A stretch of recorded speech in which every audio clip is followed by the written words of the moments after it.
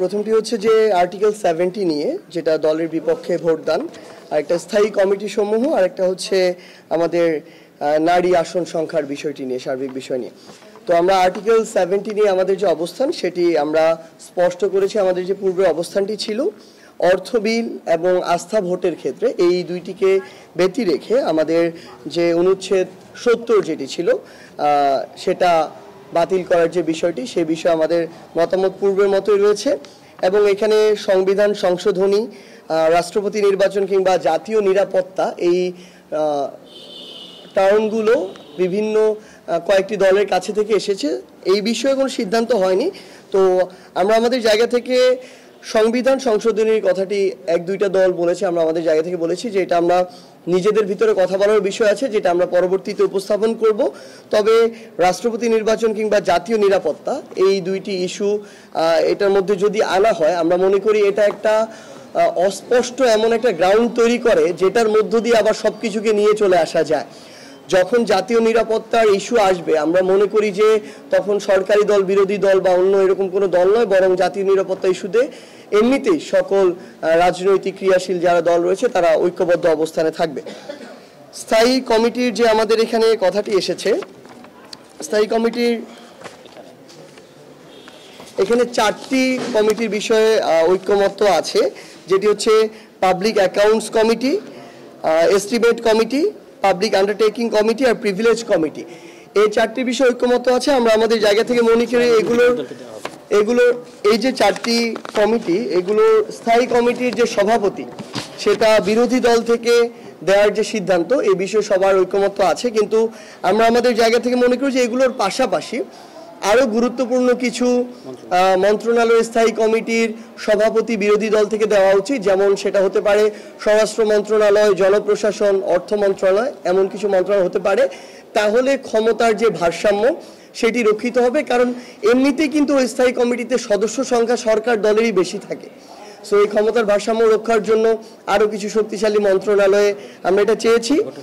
এবং প্রাপ্ত ভোটের অনুপাতে অন্যান্য দলগুলোর মধ্যে এই স্থায়ী কমিটির সভাপতি পদটা বণ্টিত হতে পারে, এই মতামতটি আমরা আমাদের জায়গায় দিয়েছি, যেন বিরোধী দল মানে একটা দল মনে না করা হয়।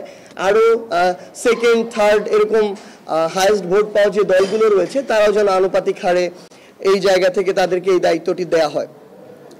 আর আমরা নারী বিষয়ক আসন নিয়ে আমরা যে কথাগুলো বলেছি, আমরা আমাদের জাতীয় নাগরিক পার্টি এনসিপির সিনিয়র যুগ্ম সদস্য সচিব ডাক্তার তাসনিম জারা এই বিষয়ে কথা বলবেন। নারী বিষয়ে আমাদের শোনা যাচ্ছে, নারী বিষয়ে আমাদের দলীয় যে অবস্থান সেটা হচ্ছে, কমিশনের যে রিপোর্ট এসেছে যেখানে রেকমেন্ডেশন হচ্ছে জাতীয় সংসদে ন্যূনতম 25% নারী জনপ্রতিনিধি থাকবে, সেটার সাথে আমরা একমত। এবং আমরা চাচ্ছি এই যে ন্যূনতম 25% নারী জনপ্রতিনিধি থাকবে, ওনারা নিজস্ব আসন থেকে নির্বাচন করে ওনারা জনপ্রতিনিধি হিসেবে জাতীয় সংসদে থাকবেন। এবং এখানে এই যে ন্যূনতম 25%, সেটা আমাদের বর্তমান যে আসন আছে 300 থেকে 400-তে উন্নীত হবে। এবং এখানে 100 আসনে শুধুমাত্র নারীরা প্রতিদ্বন্দ্বিতা করে মাঠ থেকে নারী নেতৃত্ব উঠে আসবেন। ট্রেডিশনালি যে সিস্টেমটা হয়ে আসছে, যেখানে সংরক্ষিত নারী আসন থাকে, আমরা মনে করছি না সেটা নারী ক্ষমতায়নের জন্য খুব সহায়ক হয়। এটা আমরা বহু বছর ধরেই দেখে আসছি। বরঞ্চ নারীরা যদি নিজেদের আসন থেকে সরাসরি ভোটের মাধ্যমে নির্বাচিত হয়, তখন তাদের তৃণমূল থেকে নেতৃত্ব গড়ে ওঠার একটা সুযোগ থাকে। তারা নির্বাচনের জন্য ক্যাম্পেইন করবেন, মানুষের কাছে ভোট চাবেন, একটা ইশতেহার থাকবে। এবং যখন তারা নির্বাচিত হয়ে আসবেন সেই আসন থেকে, সেই আসনে 5 বছর নিজের আসন, নিজের কনস্টিটিউয়েন্সির জন্য কাজ করার সুযোগ পাবেন। এবং এইভাবে তৃণমূল থেকে নারী নেতৃত্ব গড়ে উঠবে। তো আমাদের পজিশন হচ্ছে যে ন্যূনতম 25% জাতীয় সংসদে নারী নেতৃত্ব, নারী জনপ্রতিনিধি থাকবে। এবং সেটা সরাসরি ভোটের মাধ্যমে, নির্বাচনের মাধ্যমে তারা আসবেন, কোনো সিলেকশনের মাধ্যমে বা সংরক্ষিত আসনের মাধ্যমে না। এই গোলটাতে আমরা সব দলকে আহ্বান জানিয়েছি যে এই গোলে যাতে একমত থাকে। পদ্ধতি হতে পারে, পদ্ধতি নিয়ে আলোচনা হতে পারে, বিতর্ক হতে পারে। নির্বাচন কমিশন, ঐক্যমত্য কমিশন থেকে একটা প্রপোজাল এসেছে ঘূর্ণায়মান পদ্ধতি, এটা ছাড়াও আরও বেটার মডেল হতে পারে, সে নিয়ে কথা হতে পারে। কিন্তু একটা প্রপোজাল এসেছে নারী প্রার্থী দলদেরকে বলা হবে যে নারী প্রার্থী মনোনয়ন দিতে। কিন্তু যদি শুধুমাত্র নারী প্রার্থী মনোনয়ন দেওয়ার মধ্যেই সীমাবদ্ধ থাকে নিয়মটা, তাহলে সেটা এনশোর করবে না যে আমার 25% জনপ্রতিনিধি নির্বাচিত হয়ে আসবেন জাতীয় সংসদে, 1। আর 2, আরেকটা প্রবণতা হতে পারে যে যেই আসনগুলোতে দলগুলো জানে হয়তো নির্বাচনটা জিতে আসবে না সেখানে নারী প্রার্থী দেওয়ার একটা প্রবণতা থাকতে পারে। 2 এসেছে যে প্রপোর্শনাল রিপ্রেজেন্টেশন, সে তার মাধ্যমে হয়তো নারী জনপ্রতিনিধি নিশ্চিত করা, সেখানেও আবারও সরাসরি নির্বাচনের মাধ্যমে যে নেতৃত্ব গড়ে ওঠার কথা, পিআর হলে সেটা আসবে না, আবারও আমরা সিলেকশনের পদ্ধতিতেই যাচ্ছি। আর বিএনপির পজিশন ছিল যে সংরক্ষিত আসনে ওনারা থাকবেন, কিন্তু 50 থেকে 100-তে উন্নীত করা। এগেন আমরা মনে করছি না যে সংরক্ষিত আসন হলে নারীর ক্ষমতায়নটা আগাবে, বরঞ্চ আমরা যাচ্ছি নারীরা সরাসরি ভোটের মাধ্যমে নির্বাচনে অংশগ্রহণ করার মাধ্যমে জনপ্রতিনিধি হিসেবে সংসদে নির্বাচন করবেন। Thank you. আচ্ছা, এখানে জাওয়াপুর সাথে এই বিষয়ে আমরা একটা লাইন অ্যাড করতে চাই যে সংরক্ষিত আসন আসলে 50 থেকে 100 হওয়ার মধ্য দিয়ে নারীর ক্ষমতায়ন বৃদ্ধি হবে না, বরং আমরা মনে করি এটা আরো অন্তরায় সৃষ্টি করবে। কারণটা হচ্ছে আমাদের এই যে সংরক্ষিত আসনটা দেওয়া হয়, এই সংরক্ষিত আসনগুলো আসলে প্রাইস পোস্টিং। দ্বিতীয়ত এখানে যে তাও যে যোগ্য মানুষদেরকে দেয়া হয় এই বিষয়টা আমরা দেখে আসিনি বিগত সময়ে, বরং কোনো একটা জায়গায় কোনো একজনকে মনোনয়ন দিতে পারেনি, তখন তার পরিবার আত্মীয় স্বজনের কাউকে একজনকে দিয়ে সান্ত্বনা পুরস্কার দেওয়া হয়।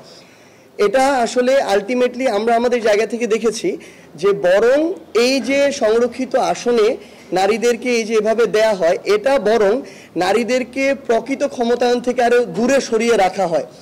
কারণ মাঠ পর্যায়ে রাজনীতি করে এরকম মানে একটা এক্সাম্পল ক্রিয়েট করে বা সাথে নিয়ে উঠে আসা আর এরকম একটা প্রাইস পোস্টিং নিয়ে সান্ত্বনা মানে মূলক পুরস্কার নিয়ে চুপ করে থাকা, দুইটার মধ্যে আকাশ পাতাল পার্থক্য আছে। সো আমরা আমাদের জায়গা থেকে মনে করি নারীর প্রকৃত ক্ষমতায়নের জন্য সরাসরি মাঠ পর্যায়ে নির্বাচন এটা সবচেয়ে বেশি গুরুত্বপূর্ণ। Thank you. সেটা হচ্ছে যে আপনারা যেসব জায়গাতে দলগুলো ঐক্যমতে যাবেন সে সমস্ত ক্ষেত্রে সিদ্ধান্তে জনগণ প্রত্যক্ষ বা পরোক্ষভাবে এই জায়গাগুলোতে তারা সম্পৃক্ত হবে।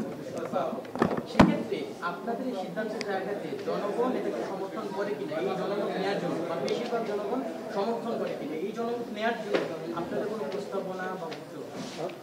এর সাথে সেটা হচ্ছে কি 90-এর গণঅভ্যুত্থানের পরেও কিন্তু এরকম হয়েছে যে নির্বাচিত সরকার এসেছে কিন্তু আসলে কোনো কিছুই হয়নি, শেষ পর্যন্ত জনগণের কথাই বলা হয়েছে কিন্তু জনগণকে সামনে রেখে। এবার যদি সেরকম আবার হয়, আপনারাও সেই প্রশ্ন আগেও ভাই শেষ করার পর একেবারে নেন, এটা তো খারাপ দেখায়। সেই ক্ষেত্রে কি কোনো প্রস্তাবনা আপনারা দিয়েছেন? আচ্ছা, এটা এক লাইনে আমি বলি সংক্ষেপে, আমরা এখন কি কি বিষয়ে জুলাই চার্টারে অন্তর্ভুক্ত হবে এটা নিয়ে আলোচনা হচ্ছে। কি পদ্ধতিতে জুলাই চার্টার বাস্তবায়ন হবে এটা হলো পরের ধাপের আলোচনা। এবং আপনারা জানেন গতকালকে বলা হয়েছে যে জুলাই চার্টারটা জুলাই মাসেই কমিশন করতে চায়, আমরাও সেই ব্যাপারে জোরারোপ করেছি। ফলে আপনার যে প্রশ্ন, এটা আমাদেরও প্রশ্ন যে এটাকে 3 জোটের রূপরেখার মতো একটা মানে কোনো কাজে আসে না, অর্থহীন একটা ব্যাপারে যেন পরিণত করা না হয়, সেই জন্য এটাকে লিগ্যালি বাইন্ডিং করতে হবে। এই কারণে আমরা পরবর্তীতে হয়তো প্রস্তাব করব যে এটাকে হয় ইলেকশনের আগে গণভোট অথবা সংবিধানের কিভাবে পরিশিষ্ট আকারে এটাকে অন্তর্ভুক্ত করা যায় সেই ব্যাপারে আমাদের কিছু চিন্তাভাবনা আছে, যেটা আমরা সময় মতো তাদের কাছে প্রস্তাবটা হাজির করব। সবাইকে ধন্যবাদ। আর জনমত তো এইভাবেই